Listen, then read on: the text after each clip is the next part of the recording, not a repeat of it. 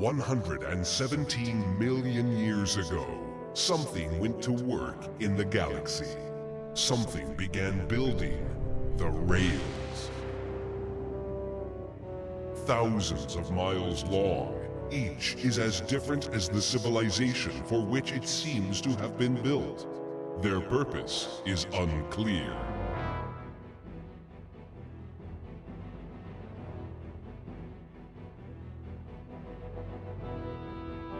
What is known is that the nearer a ship ventures to a rail, the faster it goes. With no other use for the huge structures, the rails were transformed into mammoth racetracks. Upon these tracks, the 43 known civilizations of the galaxy competed for the right to be called champion. The prize they fought for was the Star Sphere. Assembled from 43 stones, each one found embedded in a different rail. These gems formed a nearly perfect globe, with one missing piece. Then, 5 centuries ago, a 44th rail was discovered. Adrift and orbiting a dying star, it contained no gem with which to complete the Star Sphere. Still, it is for the right to compete at this final lifeless sun that the galaxy's great champions will go to war. For this is the most challenging rail of all. This is rail number 44, the rail at Epsilon Indi.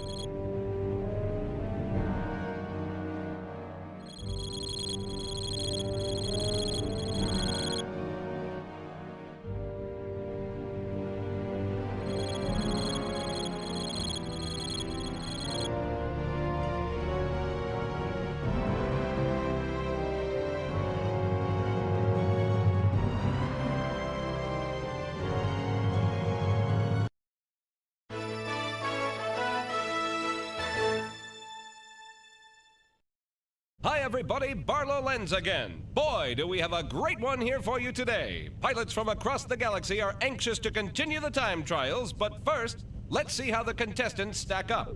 The real news, of course, is the appearance of Connor Rhodes, first contestant from the mysterious new planet, Earth. Rhodes is an unknown commodity, but Earthmen in general are reputed to be cunning, resourceful, brave, and often foolhardy. One thing is certain, it should prove to be an exciting first, if not last, race for Mr. Rhodes.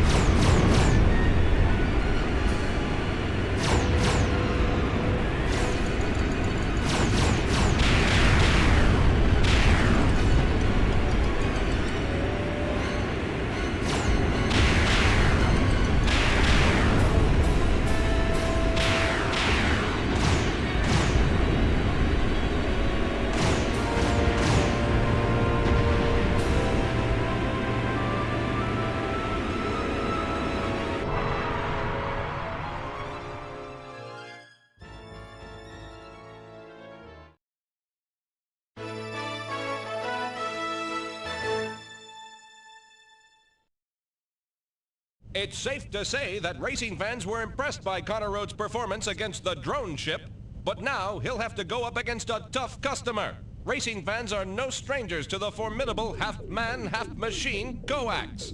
A fugitive of war-torn Baton Gatos, Coax was made a cyborg when the machine civilization he had fought against saved his life. Now, neither man nor machine, he is a bitter, determined contestant. It looks like now we'll really see what Connor Rhodes is made of.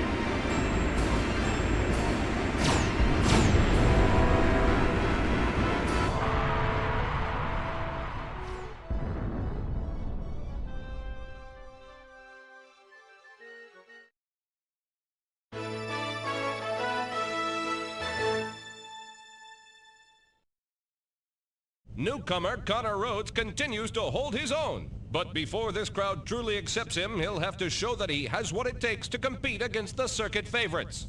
And of course, one of those favorites is five-time champion Gothul Glahurg of Regor 12. Gothul, of course, has been off the circuit for over 2 years pursuing an acting career. But Earth has a mystical significance for Triceratops sapiens, and it said Gothul could not pass up an opportunity to race against an opponent from the planet his people call the First World. Let's see just what kind of welcome the Earthman gets.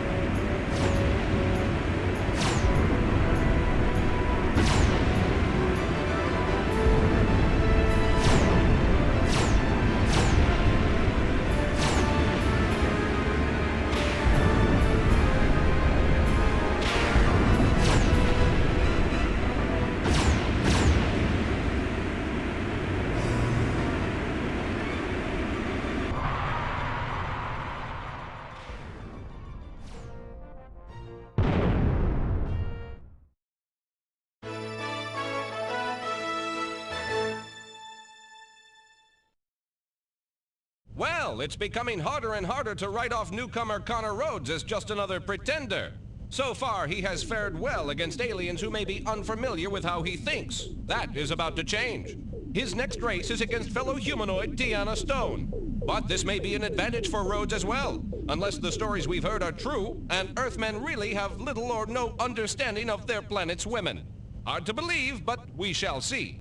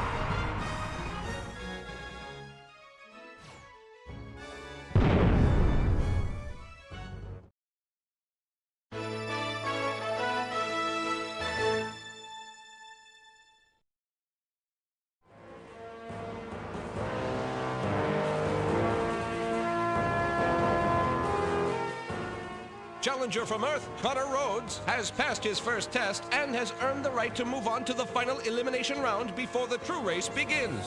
Congratulations, Mr. Rhodes, but you still have a long, long way to go before you reach Epsilon Indy.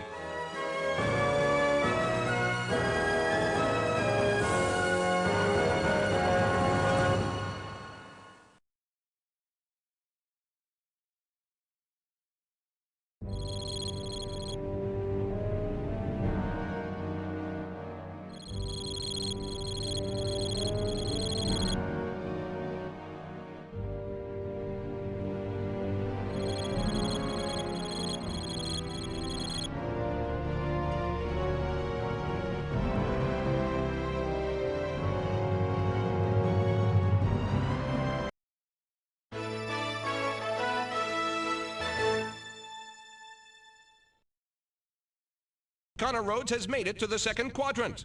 At first, the other challengers appeared to show him little respect, but now they seem anxious to put him in his place. And probably no one would be happier to do just that than the Neotian from Zeta Pupus 111, Dextor the Terrible. Viewers will recall that Dextor won the championship last year following a bizarre incident in which the other contestants became ill at a pre-race buffet. A buffet catered by Dextor. His victory was celebrated on his homeworld of Neos with 3 days of heavy sarcasm. Good luck, Mr. Rhodes.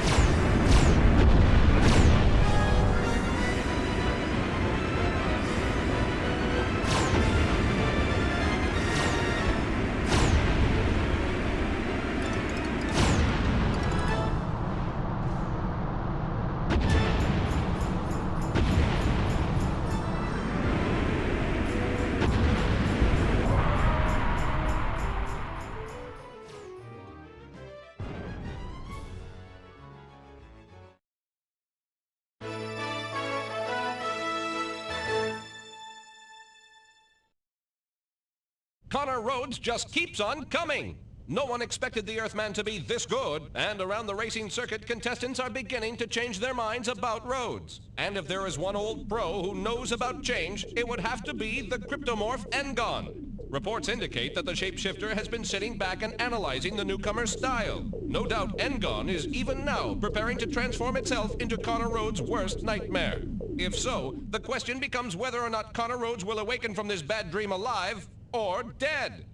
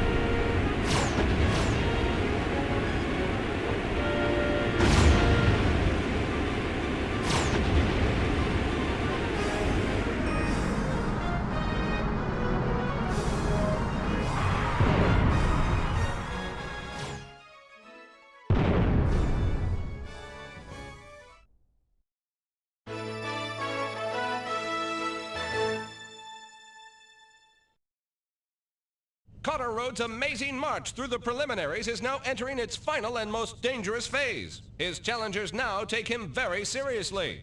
And no contestant is more serious than Neuron 9. Unlike anything Rhodes has come up against so far, Neuron 9 does not pilot a space vehicle, it is a space vehicle. Noted for precision rather than flair, if Rhodes is hoping it will make a mistake, it is he who may be fatally in error.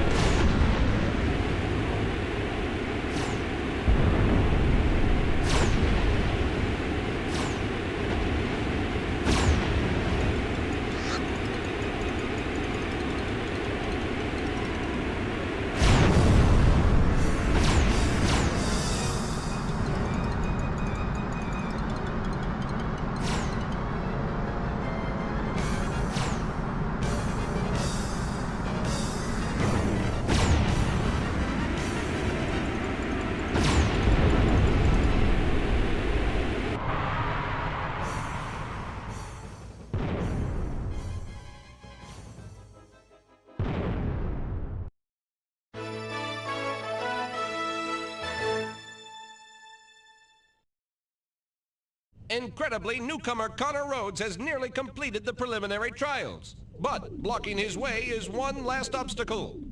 Zach Kilmer. No one is respected more as a racer. No one is hated more as an individual. A product of the officially outlawed hunter culture of the planet Atria, fans universally hold him responsible for last year's deadly collision between Therion Path and the Clicker. Now, however, there are rumors. Rumors that this time he may actually be more interested in winning than in simply orchestrating the deaths of opponents. Good luck, Mr. Rhodes. You'll need it.